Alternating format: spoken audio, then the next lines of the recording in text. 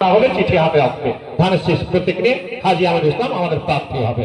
সংগ্রাম ভাইরা আমার কবির মোল্লার ভাই বললেন যেখানে যে ভোট কাস্ট হবে তার 80% ভোট বিএনপি পাবে। আমরা খুবই আশাবাদী, কারণ এটা আমাদের বিএনপি সেন্টার। আমরা পারবো না 80% ভোট বিএনপির পক্ষে নিতে।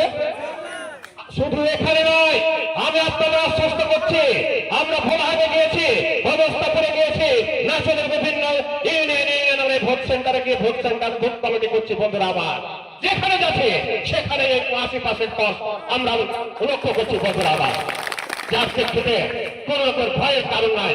বাড়ি বাড়িতে যাচ্ছে, কে মা বোনদের বিভিন্ন ভাবে ভুল ভ্রান্তি বুঝাচ্ছে, সেগুলো একটু সচেতন থাকতে হবে।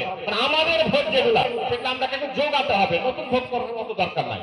আমাদের ভোট যেন কেউ চুরি করে না নিতে পারে সেটা একটু যোগাতে হবে। আর একটা বিষয় যেটা বললাম, 5ই আগস্ট যে আমরা ঐতিহাসিক মিছিল করলাম, সেই মিছিলে ওই নিজ মুখে ঘোষণা দিয়েছেন। আপনারা যারা গেছেন শুনেছেন, শুনেননি? সংগ্রামের সাথী বন্ধুরা, গণতন্ত্র ফিরে পেতে যাচ্ছে, তখন এসে সামনে দাঁড়িয়ে যাচ্ছেন যে আমরাও প্রার্থী। বন্ধুরা আমার সচেতন হন, সচেতন থাকবেন। আলহাজ আমিনুল ইসলাম 2008 সালে মনোনয়ন পেয়েছেন, 9 সালে ভোট করেছেন, 18 সালে ভোট করে সারা দেশ যখন বিপর্যস্ত তখন তিনি তার বুদ্ধিমত্তাতে এমপি হয়েছেন। সামনে তারপরে কি আর কাউকে নমিনেশন দেওয়া হয়েছে? কাউকে নমিনেশন দেওয়া হয়নি।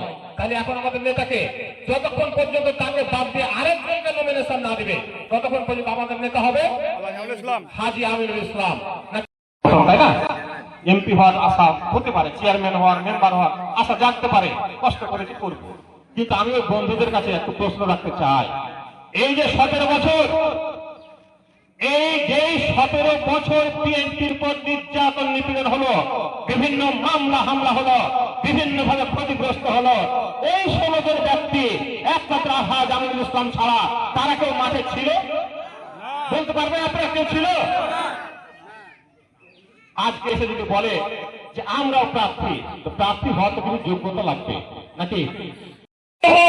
নির্বিশেষে ভোট করবেন, আপনাদের সামনে দাঁড়াবে, এটা আমরা বিএনপি দেখে দেবো, এটা হাজী আমিনুল ইসলাম দেখে দেবে। সংগ্রামের সাথী বন্ধু।